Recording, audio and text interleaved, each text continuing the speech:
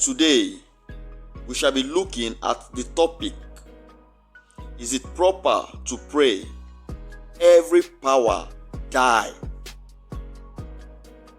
Factually, the answer to this question depends on individual spiritual understanding. Before I continue, let's see what 1 John chapter 5 verse 19 says. We know that we are children of God, and that the whole world is under the control of the evil one. Or, the whole world lieth in wickedness. Or better still, the whole world lies in the power of the evil ones that are opposing God and His precepts. Please, let's note the word power. To digest further, let's try to see some meaning of to die or death.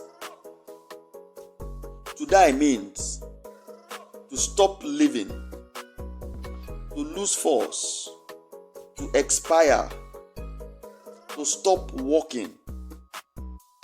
For example, if someone says that the car engine is dead, it means that the car is still there, but it cannot move because a power controlling it is dead. Death also means to fade away, to disappear, to eradicate. Citing another example, if a vice chancellor in a university announced that cultism in the school is dead, the school does not cease to exist, but some powers affecting the glory of the school has been eradicated. Death also means termination of functions, to dissolve or to come to an end.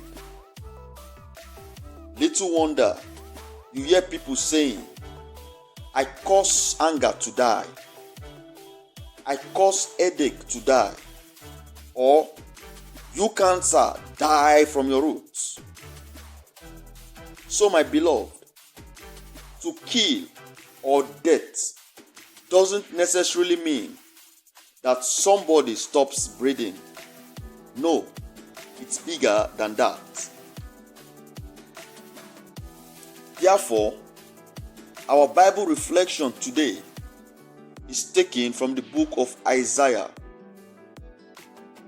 Isaiah chapter 6, verse 1. And I read, in the year that King Uzziah died, I saw the Lord sitting on a throne, high and lifted up, and the train of his robe filled the temple. Do you realize that it was the year that King Uzziah died that Isaiah saw the glorious vision of the Lord? The great king, in whom the people has placed their unfailing trust, was not the one to whom Israel should have turned for refuge. Despite his magnificent record, his final days ended in defeat and disappointment, so that the only Holy One of Israel, in whom our hope should always rest, should be seen as the only one to whom we run to in times of trouble. So, for some of us to see the glorious vision of the Lord, there are some things that need to die in our lives, some of which include unrighteousness, sin, infirmity, fornication, alcoholism, malice, hatred, backbiting, to mention but few.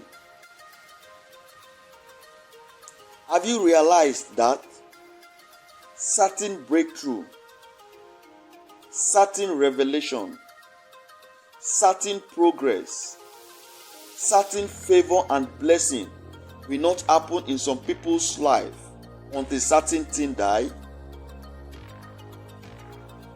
Moreover, in 1 Kings chapter 18, verse 40 to 46, we saw that it was after the prophet of Baal was slain by Elijah, there was no sound of abundance of rain.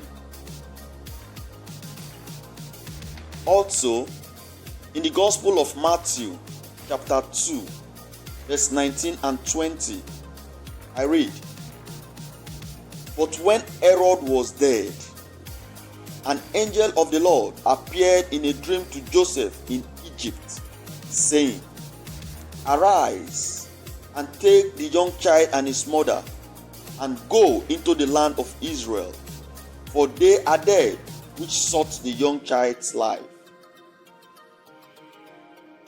Even our Lord Jesus, his earthly father Joseph, had to wait until Herod's death before going to the land of Israel.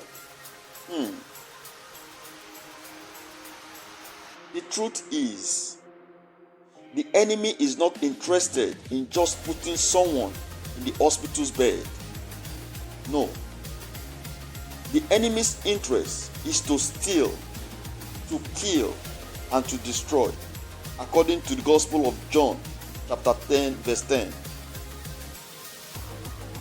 Brethren, there are large numbers of enemies who will not leave you unless they die. These are the killing agents around. If they get hold of you, they will show no mercy than to steal, to kill, and to destroy you.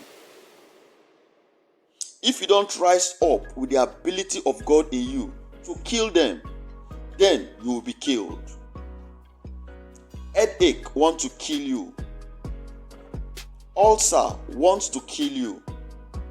Diabetes wants to kill you. Hypertension wants to kill you. Cancer wants to kill you.